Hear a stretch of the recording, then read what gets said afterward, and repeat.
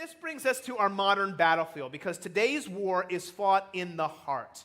This is where the deep fake happens. Satan confuses our minds, he makes us doubt the truth, and then he gets us talking to ourselves, so we start to create an emotional narrative about our lives and about what's happening to us. We're trying to make sense of it. We stop thinking logically, and emotions then drive our words and our beliefs and our actions, if we're not careful. I'll give you an example. Dating relationships.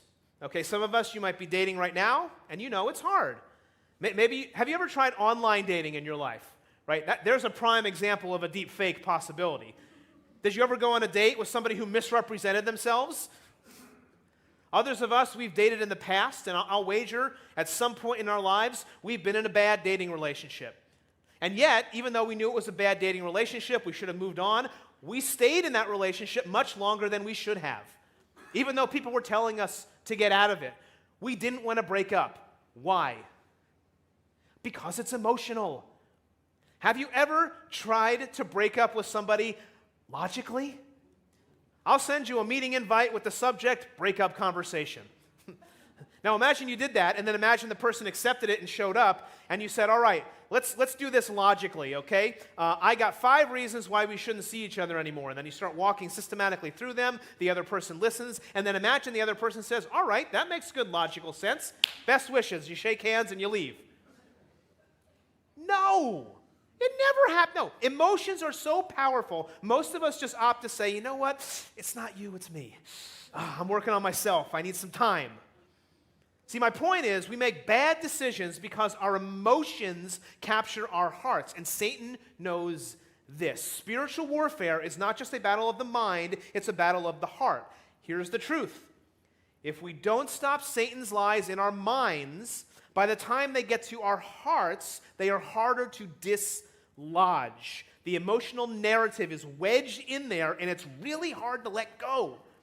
In fact, it feels better to keep it in. So here's the great lie that Satan tells us, and we believe it. He says it doesn't matter if it's true, if it feels good. It feels good. Now, if you were living in the modern era, historically, your key question would be, is it true? But in the postmodern era, the key question we're always asking ourselves is, will it make me happy? Happiness is the goal. It doesn't matter if it's true. Satan uses the world's messages to entice our flesh, to pull us away from God. That's the goal. What device does he use? He uses his arrows.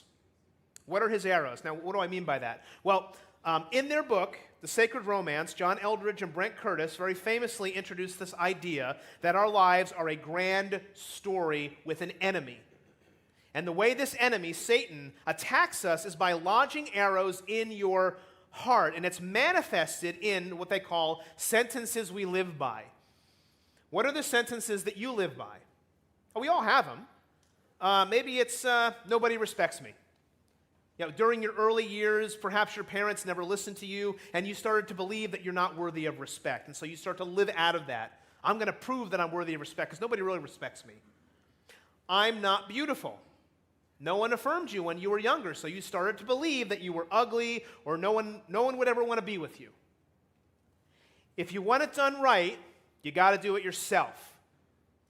Somewhere along the way, you learned that you can't trust anybody. So you've closed yourself off to everyone in a deep way because nobody can be trusted. What is your sentence? We all have them. Because somewhere along the way, somebody spoke to us and their words placed a thought in our minds and it made its way into our heart. And without the breastplate of righteousness, we were unprotected and our heart was wounded. And if the devil's attacks reach that core of our being, our hearts, he can influence us to live with guilt and with fear and with anxiety and with depression and with discouragement. Is anybody living there today? What wounds are you carrying around? Because I imagine at some level, Satan has used those wounds to create confusion and chaos in your life. And you know what? He loves it. He loves it when that happens.